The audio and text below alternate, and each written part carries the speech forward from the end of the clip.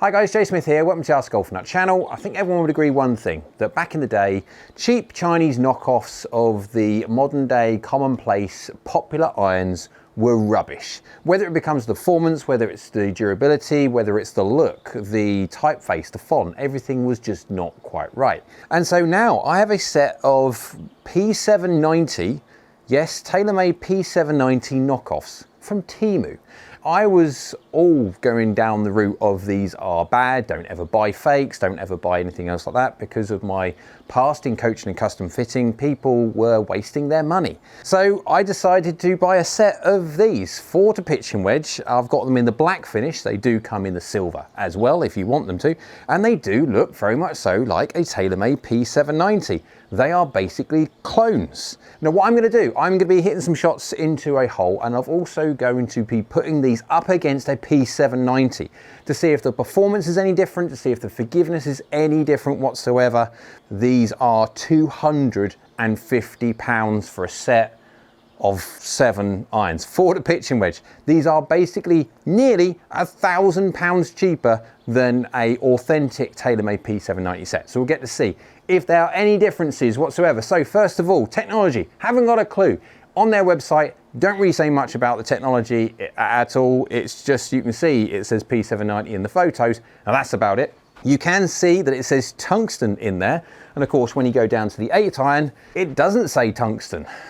Also, when it comes to the slot at the bottom, on the 7-iron to pitching wedge, you have that slot like the TaylorMade P790 does, but in the 8-iron to pitching wedge, no slot. Now, I haven't chopped one of these in half to see what actually there is in there. Obviously, if I did, I then couldn't use it. So again, if we get a point where people want me to do that, I might do it for fun. I'm at Trophy Lake Golf Club, hole 3. It's a par 3 of 180 yards. So looks wise, you can see basically top lines are identical to that of a P790. Sole thicknesses and looks again very, very similar to basically identical. Down by the golf ball, it's a dark version of the P790.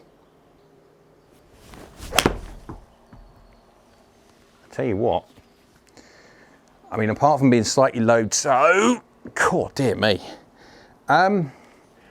pretty good. Path was 0.9 from the inside, face is 0, basically 4mm low, 7mm toe. There you go. You can feel it though, so you've definitely got some feedback with them. 37 yards in the air, 49 degrees descent angle at 177, 1.36 efficiency. It's just good. Now, feeling wise, feels exactly the same as a P790. Obviously, we have direct-to-consumer manufacturers, and direct-to-consumer manufacturers have been becoming much more mainstream now. So them guys, they're getting their heads made in certain places which make the package cheaper. Now, I've done certain reviews of direct-to-consumer manufacturers, and do you know what? Generally speaking, they're really good. So where these are made, I have no clue whatsoever, but do you know what? They work. I'm surprised. These are pretty darn good. That was slightly toey, face slightly fraction open, but again, I mean, now I'll be testing forgiveness on these, but that's good. Path 0.2 from the inside, face 1.3 open, 10mm toe, 0mm high. So yeah, just slightly toey. 37 yards in the end, 49 degrees descent angle, 176. It's just really quite good. I'm surprised because generally back in the day, I would say, especially from a coaching and custom fitting background, I would tell people just to steer clear of the fakes, of the knockoffs, because they're just bad. These are £1,000 cheaper than the equivalent set. Now, okay, there's going to be issues when it comes to customer services. If one breaks, then good luck getting anything done on that one. But at £250, you could possibly afford to buy 2 sets. And if one breaks, just swap it out for the one. You kind of get. This is mental. I mean, these are. I mean, the shaft. If you need a certain bend profile shaft because of how you swing, how you load and stuff like that, yeah, good luck on that one because you're not getting anything. You're just going to get a steel stiff, that's it, and it's cheap as chips. But I'm flabbergasted about how good these are, considering these are just ridiculously cheap. That was a poor delivery from me. I mean, decent strike with just a little bit cutty and fadey, but 1.5 across, 1.4 open. There's that little fadey delivery, 4mm low, 6mm toe, middle-ish. I mean, yeah, middle-ish. 37 yards in the air and 49 degrees descent angle, 174. Feels just exactly the same as a P790 does. Again, if I didn't have that Yamato, Yoshimuru, whatever that means, I would think I've got a P790 head in my hands. Don't get me wrong, I can definitely tell that this is not P790 quality when it comes to shafts, etc. But I'm not shaft sensitive, so this is just a perfect test of what the heads are like. It wouldn't really make no difference when it comes to the shaft for me.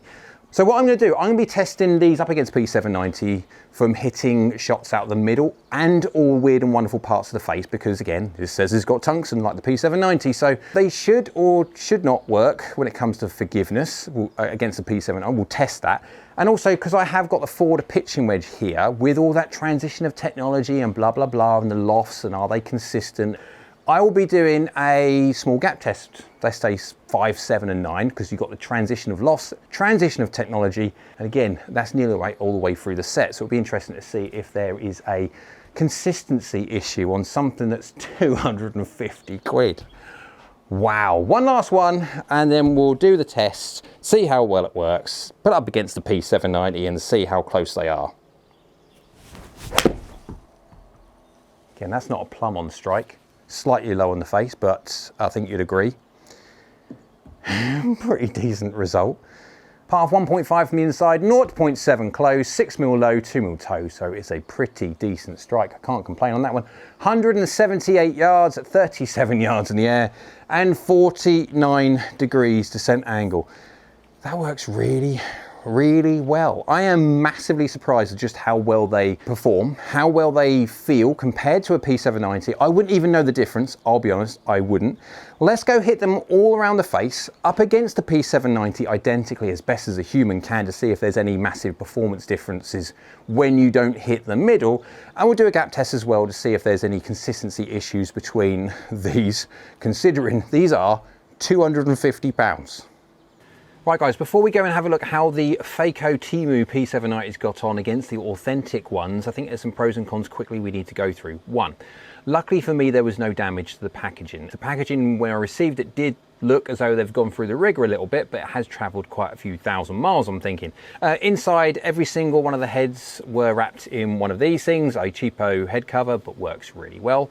And the shafts had bubble wrap and stuff like that. So I was very fortunate that I had no damage whatsoever to any of their heads. They are cheap, massively cheap. That is a positive, but also potentially not. We'll carry on.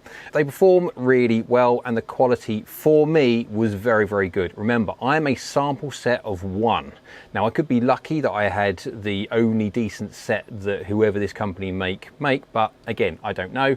But they didn't know who I was, so I just bought them as a normal end user customer. So again, it's just a sample set of one.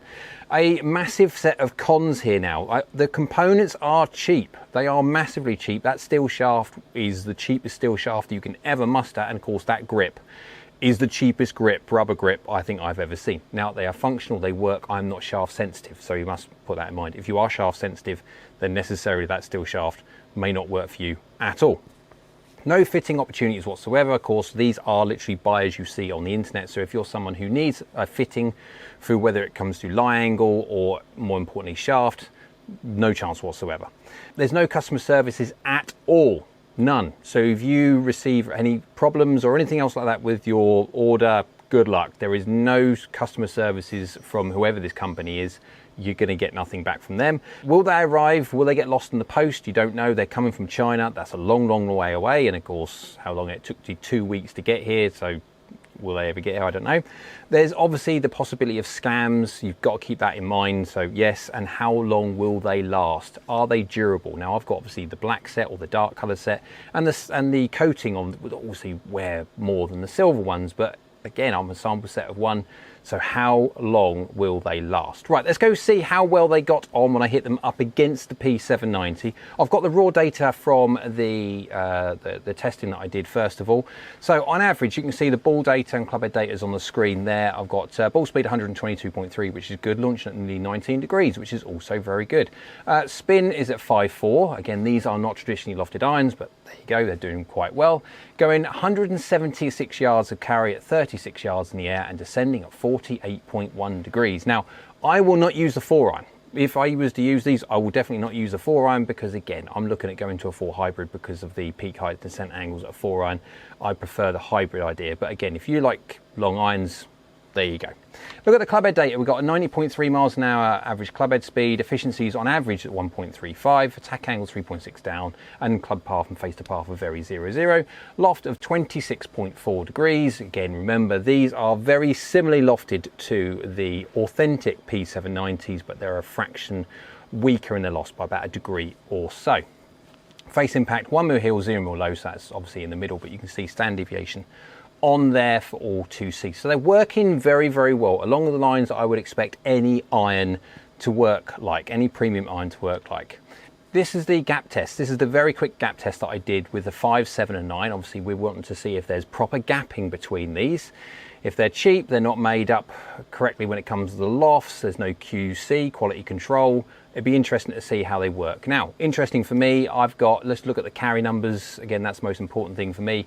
200 yards, 176 yards, 152 yards. You've got the 5-iron, 7-iron, 9-iron. There's obviously a gap in between the 6 and the 8, but we have got the transition of technology and the transition of lofting. So there's 24 yards gap between all of those, which is basically exactly what I would like to see. 12 yards in between, that is within reason perfect. If we were to see a massive difference in how the technology transitions, we would see a big jump between one and to the other, and we don't. And so they're working exactly how I would expect a set of golf clubs to work. Right, let's go see how well it got on against the P790. We're head to head, miss hits to see how forgiving this cheapo set of P790 knockoffs are. Right, so we've got a TEMU one first, right out the screws, 2 mil low, 0 mil toe, so within 2 mil, perfect. Face of fractionally open 1.6 degrees, but not bad whatsoever, and 25 degrees aloft. We are at 1.37. Against the P790, you've got 0 mil high, 0 mil heel, so within 2 mil, exactly the same, and face is 0, slightly open on the previous one, but 25 degrees aloft, 1.37. So matched together, they are no different. They do exactly the same thing for efficiency, so that face is springing exactly the same amount right out of the middle. But what happens when you don't hit the middle? Are these TEMU ones with their tungsten and all the help they're going to get through their little slots and speed slots that they've got as a copy actually, or well, are they going to work at all, or are they just there for show? So let's go have a look at a heel. A fairly massive heel, well not massive heel, but it's fairly close. 16 mil heel, 0 mil low. Face is slightly closed, 1.4 degrees, and loft of 27.1. So not bad, slightly face closed at 1.32 efficiency, so you have to take that into account. If you then go to a P790, 15 mil heel, 4 mil low, so within reason, very, very close to the other one, so slightly worse actually, by 3 millimeters gross. We've got a loft of 25.7 against 27, so we've got slightly less loft, but a face which is less closed, so like for like kind of moving around, and we got 1.30 to 1.32. I think if you had changed it's very, very close. What I'm saying is actually on this one, I'd say at the heel, P790 is doing worse than the fake ones, but it's such a small amount. I wouldn't actually go into anything. I'm not saying the fake ones are better, but it's really, they're no worse. Yeah. Low on the face now, we've got the TEMU ones of 5 mil toe but 9 millimeters low, face is 0 and loft is 25.8 against a 10 mil low, so only 1 millimeter difference in low, but actually the TEMU one was about 4 millimeters gross or so worse off. Face of 1.4 open though on the P790 and a loft of 26.5, so we've got more open face and more loft on the authentic, so that will take away efficiency only. 1.32 to 1.34, they are basically exactly the same. If you add the loft and add the face open, make the adjustment for there, they are both exactly the same. There's no difference there whatsoever. Let's go have a look at what happens when you hit off the toe. So 14 mil toe, 2 mil low. path of 1.2 from the inside, and a face angle of 0.8 closed. Loft 25.8 degrees, 1.34. If we go to P790 now, we've got 13mm toe, 3mm low rather than 14, and I mean, such as exactly the same basic gross. Path of 0.6 from the inside, and face is perfectly zero. Loft of 24.8, 1 degree less than that of the TEMU ones, 1.36. So 1 degree of loft won't make 0.02, it may 0.01. So on average, I would say that effectively it's wins slightly to the authentic P790. So the TEMU ones just pip it on one, but then lose out on another. But again, it's like for like, it's so close to all round. Right, 18mm toe, 3mm low on the fakey TEMU P790s, face and path 0.0 and 24.8 degrees of loft, 1.33, against 18mm toe, 2mm high, so again within 1mm exactly the same, face within reason exactly the same, and loft within reason exactly the same, 1.33. So I would say, if I was going to have to say as a conclusion between these two, if you put up these fake in this sample set of one, remember guys, these TEMU set are doing really, really well. The heads perform very, very well. I've got no doubt they've got tech in them. They're copied tech. So it's not difficult to backwards engineer a head. Again, these heads get made in a certain area, and of course it doesn't take long to copy a template and make something. I'm not saying that the TEMU ones are a definite option for people, because there is no fitting for them, there is no customer service for them, there is no many other things that you would automatically get from a premium manufacturer. TaylorMade themselves, when it comes to the customer service, are impeccable. They are brilliant. If you get any failures whatsoever, TaylorMade just replace it.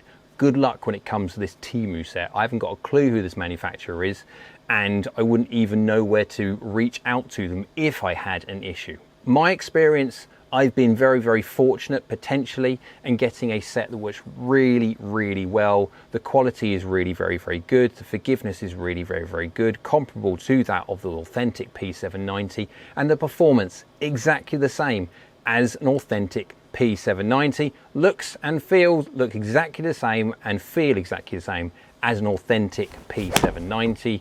However, they are £250, they are cheap, but there are many, many other things that you should consider with all of the bad bits that go along with a purchase like this that you should put into the decision before you click that buy now button. Hope you liked the video. If you did, go on, thumbs up. YouTube like so do I. Down there is a subscribe button. It's free. It is great for the channel if you could subscribe, so thank you. And next to that is a bell icon. That's a notification bell. If you click that one, that will notify you next time I upload another video. So hope you're well. We'll see you again soon.